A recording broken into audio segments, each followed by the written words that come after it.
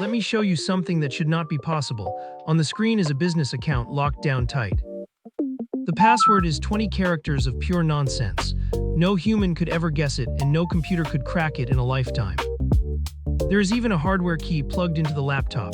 To log in, you physically tap it. On paper, this is about as safe as an account gets. Now look at the second screen. An attacker sitting somewhere far away opens that exact same account at the very same moment. No password prompt, no key tap, no warning email lands in the inbox. They are simply inside, reading everything as if they owned it. They never guessed the password, they never touched the hardware key. They walk straight past both of them without a sound. Because a strong password only guards the front door, and attackers have quietly stopped knocking on front doors. They climb in through a back window you did not know was open. Today I will show you that window, why your password manager cannot close it, and the simple habits that actually can. First, let me show you the back window. When you log into any account, the site checks your password and your second factor once, right at the door. After that, it does not ask again on every single click. That would be exhausting, so instead it hands your browser a little pass. That pass is called a session token. Think of it as a wristband at a concert. You showed your ticket once at the gate, and now the wristband gets you back in all night. This is not a flaw that someone forgot to fix. It is simply how nearly every website has to work, so that you are not retyping your password on every single click. The token lives quietly inside your browser, usually as a cookie, which is just a small file your browser keeps. As long as you hold it, the site treats you as already logged in. And here is the whole problem in one sentence. That wristband does not care whose wrist it is on. If someone copies your token and slips it onto their own browser, the site sees a valid wristband and waves them right through. That is the entire trick laid bare. The attacker never actually breaks in. They just borrow the proof that you already did. They do not need your password because the login already happened. They do not need your second factor because they are not logging in at all. They are just wearing your wristband. So how does an attacker get their hands on your wristband in the first place? The most common way today is a kind of malware called an info stealer. The name is exactly what it sounds like. It steals information. And this is not some rare, exotic tool. Info stealers are cheap, common, and rented out to anyone willing to pay, which is exactly why they are everywhere now. It usually arrives in a boring, ordinary way. A fake download, a cracked program, a booby-trapped attachment, or a link inside a convincing email. Someone runs it once, thinking it is a free tool, a game, or an invoice. In a few quiet seconds, it does its work and shows no sign. It scoops up the saved passwords and the session tokens sitting inside the browser, and it ships that whole bundle off to the attacker. And this is happening at a genuinely enormous scale. In recent years, criminals have leaked billions of stolen records, and fresh batches keep showing up all the time. And here is the part that catches people off guard. Those stolen tokens often get sold in bulk on criminal markets like packs of trading cards. A buyer loads your token into their own browser, and your live, logged-in session simply appears on their screen ready to use. No alarm sounds. From the website's point of view, nothing unusual happened at all. The same valid wristband just walked back in. Now you can see why your password manager cannot save you here. A password manager has one job, and it does it beautifully. It creates and remembers long, unique passwords so you never reuse a weak one. That protects you from guessing, from cracking, and from one leaked password unlocking 10 of your other accounts. That is real, valuable protection. But think of it this way, your password manager guards how you get in. This threat cares only about what happens after you are already inside. But this attack never touches your password at all. The thief already holds the wristband taken from after the login.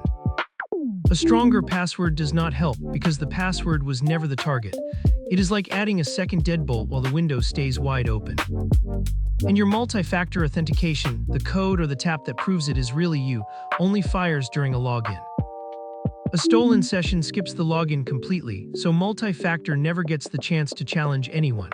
Your best locks are simply hung on the wrong door. So do not drop your password manager or your second factor over this. Keep both. They stop a whole other family of attacks. They were just never built for this one. Let me make the cost real, because for a business this is not abstract. A hijack session is a stranger sitting inside your account, with your full trust already granted to them. Inside your email, they can read months of private conversations, reset your other accounts, and send invoices that look like they came from you. Inside your bank or your payment tools, they can move money or quietly change the account where your customer payments land. Inside your customer records, they can walk off with private data that you are legally responsible for protecting. They can also lock you out of your own account, changing the recovery email and the password from the inside, while you sit there and watch it happen. And because they arrived wearing your wristband, the logs show your name on every action. From the outside, it looks like you did it yourself. That is what makes this so expensive. There is no broken lock to point at, and the damage happens under your own good name. So here is the good news. There are specific habits that shut this window, and not one of them requires you to be technical. First, actually log out when you are truly done, especially on shared or public computers. Logging out ends the session, which throws that wristband straight in the trash. Leaving accounts logged in forever is exactly what gives a stolen token months of useful life. A session you closed is a worthless token. Second, learn to revoke your sessions. Most major services have a page that lists every device currently logged into your account. Open your security settings and look for active sessions or where you are signed in. If you spot a device or a city you do not recognize, sign it out. That one button kicks the attacker's stolen wristband out instantly. Make checking that list a monthly habit, like glancing at a bank statement. And here is a quiet bonus. Revoking sessions also clears out old devices you forgot you were ever signed in on, which tightens your accounts either way. Third, favor shorter session lifetimes on your sensitive accounts. A session that quietly expires on its own limits how long a stolen token is worth anything at all. When a service offers to remember this device for 30 days, be choosy about it. Convenience on your email and your bank is also convenience for a thief. Fourth, ask your providers about device-bound tokens. In plain terms, that ties the wristband to your specific machine, so a copy pasted onto a stranger's computer simply stops working. You do not have to build any of that yourself. You just have to prefer the vendors who offer it and switch it on when they do. There is one more habit, and it is the root of the whole problem. Stop the infostealer before it ever gets to run. Remember, the tokens get stolen by malware sitting on a real device, so the deepest fix of all is keeping that malware off your machines. Be genuinely ruthless about what your team downloads. Cracked software, free tools from strangers, and unexpected attachments are the classic delivery trucks for infostealers. Keep your operating system, your browser, and your security software updated. Those updates quietly close the very doors this malware likes to sneak through. Run reputable security software and let it do its scans. It will not catch everything, but it catches a great deal, and it costs you almost nothing to leave running. On your work machines, install only the software your business has actually approved from sources you already trust. Say no to random tools from strangers. Also learn the warning signs of an infection. A machine that suddenly runs hot or slow, browser settings that change on their own, or a security tool that got switched off without you touching it. If you even suspect a computer was infected, treat every account used on it as exposed.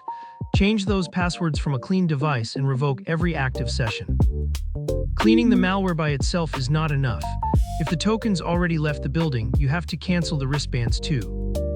So let me pull the whole thing together in a few plain lines. Attackers have stopped fighting your strong password and your second factor. They slip past both by stealing the session token that proves you already logged in. Your password manager and your multi-factor are still essential. They guard the front door beautifully. This particular threat just comes in through the back window. So close that window, log out when you are done. Check and revoke sessions you do not recognize. Prefer shorter session lifetimes and device-bound tokens. And above all, keep infostealer malware off your machines. None of it is complicated, and none of it asks you to be an expert.